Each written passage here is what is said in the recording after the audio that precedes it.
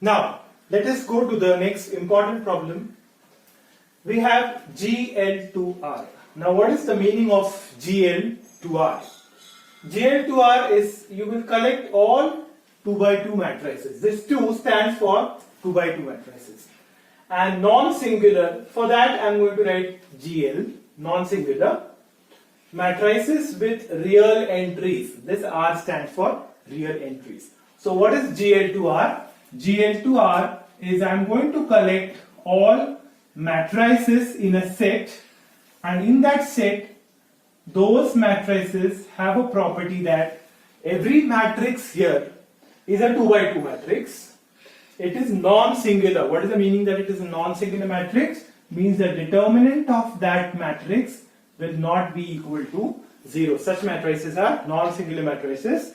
And what are the entries of those matrices? The entries of those matrices are real numbers. So in A, I will have all those 4 entries which are real numbers. Now it is clear that if you know the identity matrix, 2 by 2 identity matrix, it is 1 0 0 1. So it's a 2 by 2 matrix, the entries are real numbers, all these are real numbers. What is the determinant of the identity matrix? The determinant of the identity matrix is 1. So identity matrix is clearly a 2 by 2 non-singular matrix with real entries. So identity matrix is a element of this set GL2R 1 0 0 1. Okay. Now I hope that you have completely got an idea what type of matrices will go in GL2R. Suppose I write a matrix which is 2, 3, 4 and 5. Does this matrix belong to this set?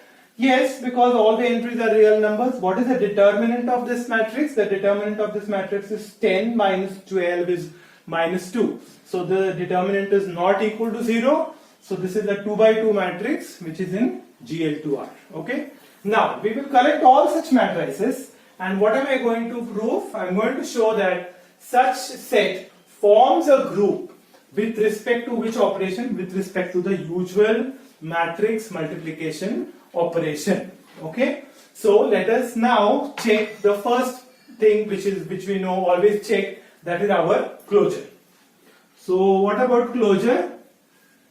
So if I take A in GL2R and B in GL2R, so both matrices are non-singular 2 by 2 matrices with real entries.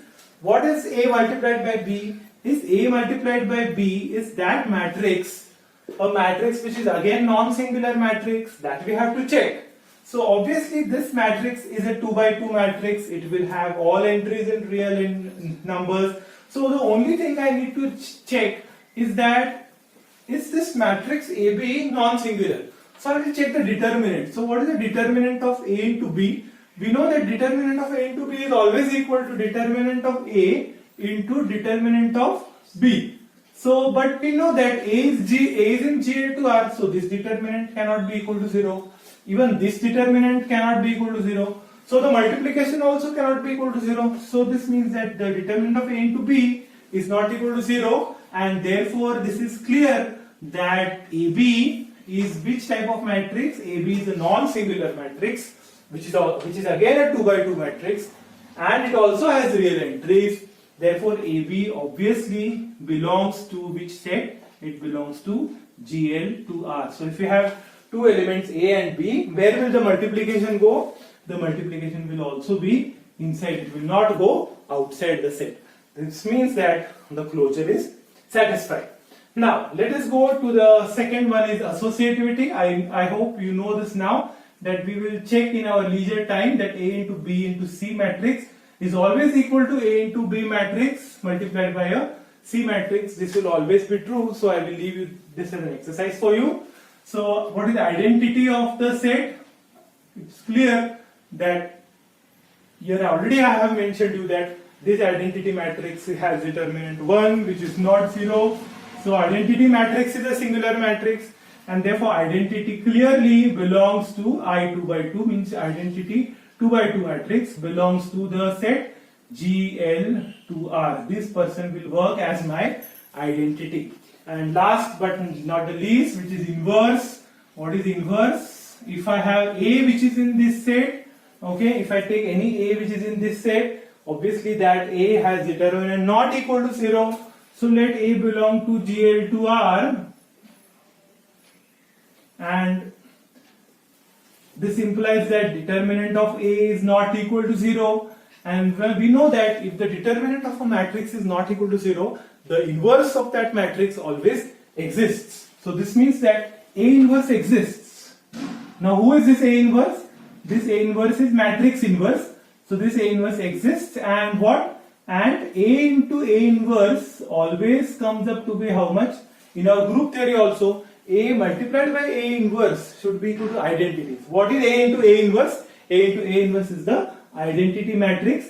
So this A inverse will be my inverse of the group, and that will also be inside the set. Why A inverse also is inside the set? Why is A inverse a non-singular matrix? Again the same logic, because I know that determinant of A into A inverse is equal to determinant of identity. And what is determinant of identity? Determinant of identity is 1, and therefore this is nothing but determinant of A into determinant of A inverse is identity, which is 1. So product of these two numbers is 1. So none of them can be equal to 0. So this already is not equal to 0, because we know that A's determinant is not equal. So we have a non-zero number multiplied by something is giving you 1. So can this number be 0? This number cannot be 0.